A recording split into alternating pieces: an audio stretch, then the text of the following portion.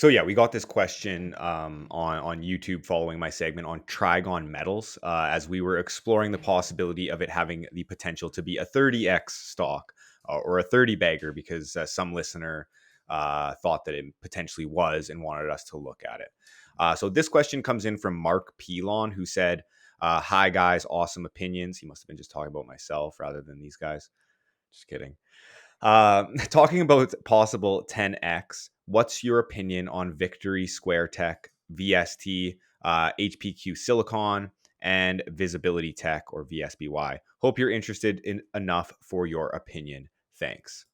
So, just quickly looking at these stocks here, Visibility Group Technologies, VSBY on the CSE, currently trading about 7 cents and $2.3 million market cap. So they operate as a software provider for retail analytics, technology solutions for real-time analytics and audience measurement, as well as offering hardware units, including displays and other related advertising services. From my understanding, it's primarily in like brick and mortar businesses, as well as they do have like some smart city applications, from my understanding. HPQ Silicon Inc. or HPQ on the TSXV, currently trading at a price of about 35 cents per share and about $129 million market cap. So they're a technology company specializing in the green engineering of silica and silicon-based materials, and its products are sought after by end users, including manufacturers of lithium-ion batteries, electric vehicles, as well as anodes for lithium-ion batteries, among others. In the last year, Victory Square Technologies or VST on the Canadian Securities Exchange, trading at about 11 cents and the market cap of 7.6 million. And these guys are a private equity and venture capital firm specializing in incubation, acquisition, and invests in startups, early stage, and provides the senior leadership and resources needed for growth. Through its portfolio companies, it focuses on technologies in blockchain. Could be a lot of buzzwords here. Blockchain, digital health, Web3, creator economy, metaverse, machine learning, climate tech, youth, mental health, healthcare, special needs, technology, First Nation, AI, et cetera, et cetera, et cetera, et cetera, et cetera. So here are the stock charts of each of these three stocks. So VSBY is in the green color and is down 98% over the past 3 years. HPQ Silicon is in the red or slightly burgundy color and is down about 53% over the past 3 years. And Victory Square is in the purple and is down about 79% over the past 3 years. So all in all of these stocks have performed quite poorly. And this right here is the reason why. Well, VSBY, it has limited revenue and no profitability or cash flow. We can also see HPQ Silicon, no revenue. And of course, with no revenue, no profitability or cash flow. And Victory Square, it does have revenue and at least some recent momentum in growth in revenue. But again, no profitability or cash flow. So to me, it's not overly a surprise that these companies' stock prices haven't performed quite well over the past 3 years. And to conclude, realistically, just given the lack of profitability, none of these companies have the profile, or at least what we would say, the profile of a business as a potential 10 bagger. Now, before a listener rebuttals my segment here with a comment like, well, if you don't buy a stock before it becomes profitable, you miss out on the run. That just isn't true to us. We are mitigating the risk, the extreme downside risk. Like VSBY is down at 97%. There's a reason being. It's not a business yet. Like the data is clear to us. Ryan already said this, but to cite the Global Outperformers report done by Jenga Investment Partners, 87% of all global equities that went up 1,000% or more over the past 10 years began as small to micro caps, which these companies are all small to micro caps. However, 82% of those were profitable at the start of their ascent, and 91% had some history of profitability, which none of these companies have at this point in time. Now, by investing in a business after it has already broken into profitability, You're mitigating your risk significantly as the business model has been validated as a cash generating entity, which at the end of the day is the primary goal of business. You don't want to, start a business to lose money and sell this story. You want to eventually generate cash flow.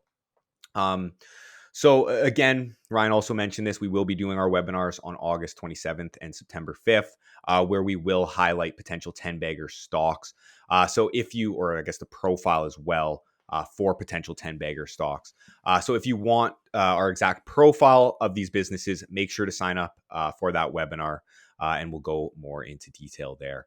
But number one, we are looking for profitable businesses. Yeah, and I think you hit on it there, that the ideology that if you wait till it's profitable, you're missing out on the the blue sky returns. Just the data, and don't just go for our opinion. Look at the data, and the data was there plainly in front of the screen. If you're looking for a 10x, 1,000% return, the companies that actually produced 100% or 1,000% returns were the companies that had some level of profitability. 91% of them, so over 9 out of 10 of the companies that produced those 10x gains over the past decade in the stock market, actual companies that did this, had profitability. And you're just playing in you're stacking the odds against you if you go to the 1 out of 10 that wasn't profitable. Why not go to the 9 out of 10 area? That's where we're playing in that field, because that's what the data tells you to be in, and that's where we find those companies. So you can argue the fact, but you're arguing against data, and that's not usually a smart strategy. Yeah, and one of these stocks may miraculously go up, significantly. But how do you have visibility? Again, we always get, oh, the technology, this, that. Well, one thing that drives share price returns, it's growing earnings per share or growing cash flow per share. That is what drives share price returns. And if you see a trend, or maybe an inflection point in a business, then yes, maybe it does have 10x potential. But to say, oh well, this market is a huge market and it's untapped. Meanwhile, the company has no revenue, no profitability, continuing to burn cash flow, issuing shares to continue to keep the lights on. Again, there's no visibility there. How can one confidently say that this stock could potentially, or with some confidence say that will be a 10x stock? It's much, much more difficult to say.